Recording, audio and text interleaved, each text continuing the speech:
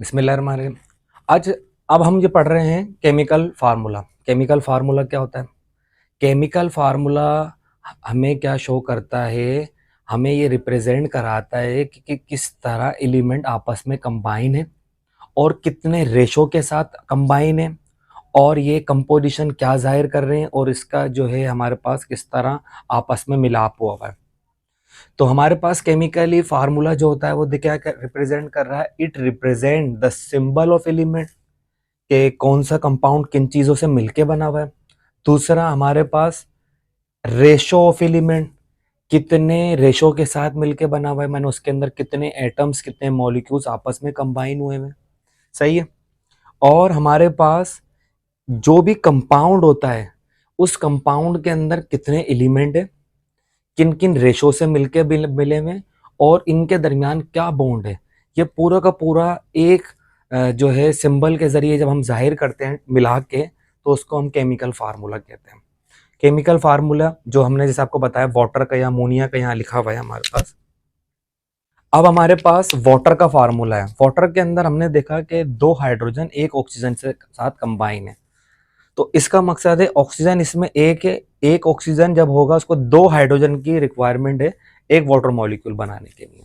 तो इनके दरमियान एक बॉन्डिंग है, और ये पूरे के पूरे केमिकल कॉम्बिनेशन आपस में जो कंबाइन हुए हैं एक दूसरे से, उनको हम शॉर्ट करके एब्रीवेशन के तौर पे केमिकल फार्मूले की सूरत में लिख सकते हैं।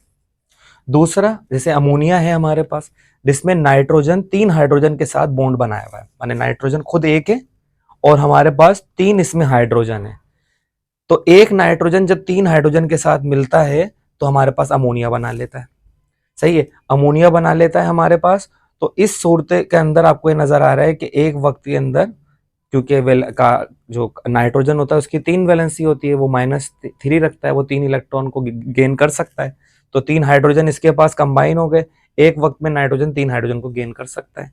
जब वो गेन कर लेगा हमारे पास तो एक मॉलिक्यूल बन जाएगा अमोनिया हमारे पास। अच्छा, एक्सटर्नल कंडीशन के अंदर वो ज्यादा भी कर सकता है, मगर नॉर्मल कंडीशन के अंदर वो 3 हाइड्रोजन को गेन करेगा।